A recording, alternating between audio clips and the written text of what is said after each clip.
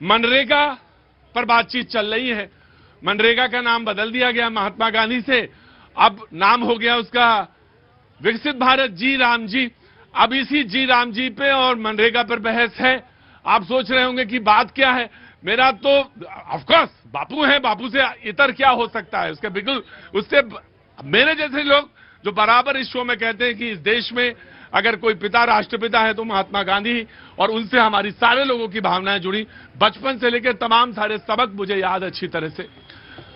लेकिन एक चीज मैं आज कहना चाहूंगा कि जब प्रसाद बढ़ता है ना तो प्रसाद पर सबकी नजर रहनी चाहिए। स्कीम जो है वो 100 दिन की थी, अब वो 125 दिन की हो जाएगी। बिल रिप्लेस कर देगा। तो बिल जब रिप्लेस होता है तो स्कीम जो नई आती है उसमें जो खूबियां हैं उस पर बातचीत होती है, जो उसके तमाम सारे पहलू हैं, डायमेंशंस हैं, और जो कमियां होती हैं वो विपक्ष उठाता है। तो नाम पर अभी चर्चा है, लेकिन मैं नाम से ज्यादा चर्चा जिस बात पे जाना चाहता हूं वो ये कि जो 100 दिन की काम की रोजगार की गारंटी थी, अब वो 125 ग्रामीण क्षेत्र की बात है। ये ध्यान रखना। तो अब ये है कि जब बुआई और कटाई का समय होता है उस समय ये नहीं रहेगा, क्योंकि उस समय मजदूरों की उपलब्धता एक सवाल होता है। 60 और 40% की बात है कि पहले 90% तक जो था वो, भाई आप चले जाइए यहां से, 90% तक सरकार, केंद्र सरकार वहन करती थी, 10% स्टेट गवर्नमेंट का था। अब 60-40 का है।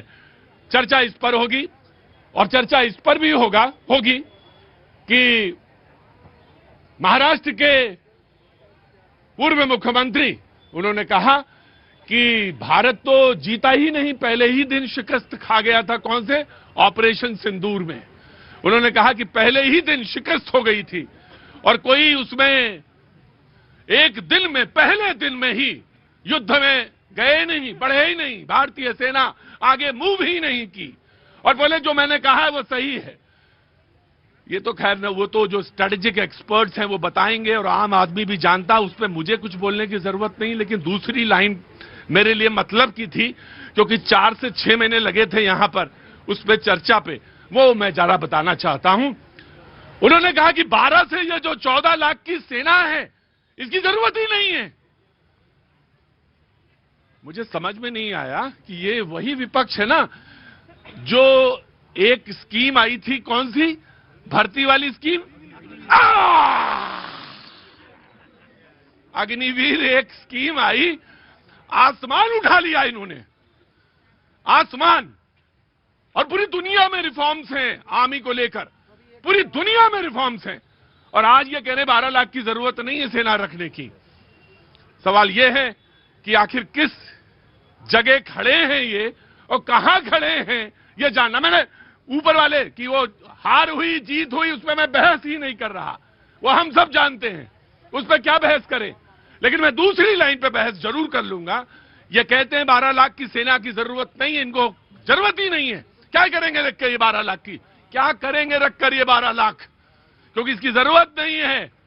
और यही थे जो अग्निवीर पे आसमान सर पे उठा लिया था, पूरा आसमान सर पे था कि अग्निवीर योजना। तो मनरेगा से जी राम जी से शुरू करिए, और जहां तक जा सकते हैं वहां तक जाइए। The debate is open. कुछ बोलना चाहते हैं बाबूजी? कहां से आए? पलामू, झारखंड से। पलामू से। जी बोलिए। जी राम जी। हाँ, भारत की शुरुआत राम से शुरू होती है और अंत भी राम से शुरू होता है। तो हम तो कहेंगे कि जी राम से बढ़िया होता है जय राम जी की स्कीम हो जाता है। अरे एक बात बताइए मुझे कि बापू का नाम बदल देंगे? वो विपक्ष कह रहे बापू का नाम कैसे बदल देंगे? भारत में राम से बड़ा कोई है ही नहीं।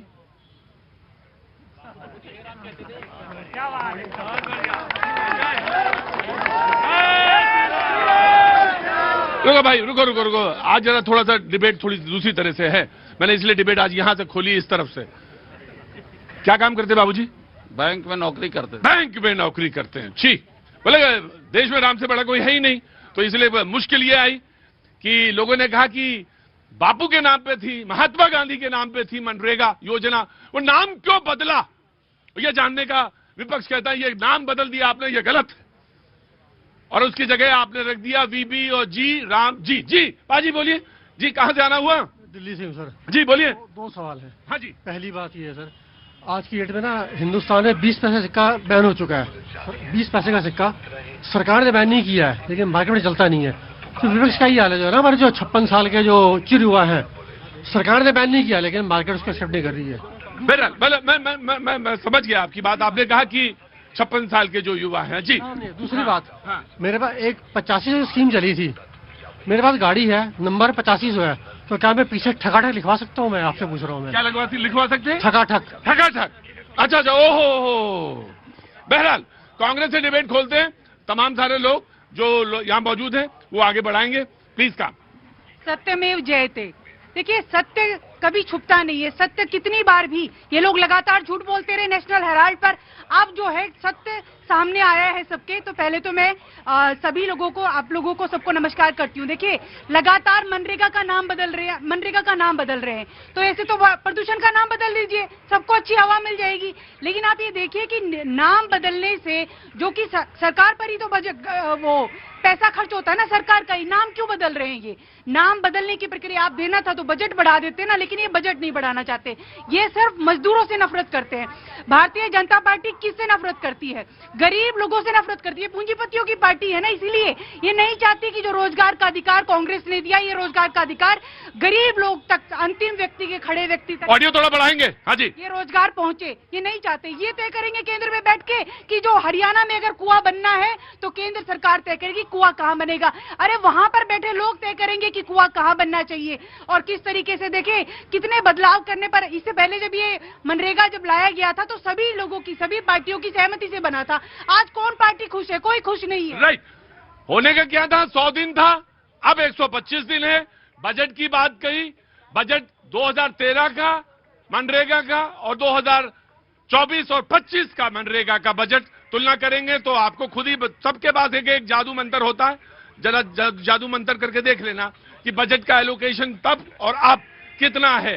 सवाल इन्होंने कहा कि इनके मन में जो है बेईमानी है।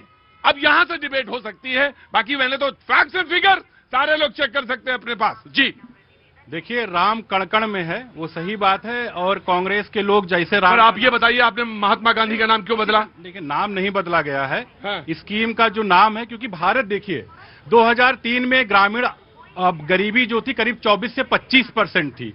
आज ग्रामीण गरीबी जो है करीब 2.5-3% की रह गई है।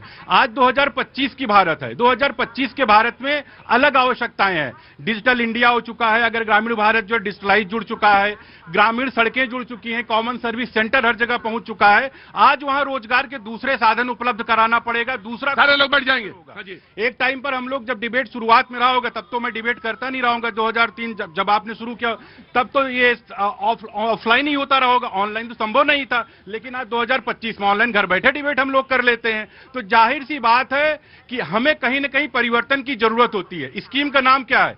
विकसित भारत गारंटी रोजगार आजीविका मिशन फॉर ग्रामीण।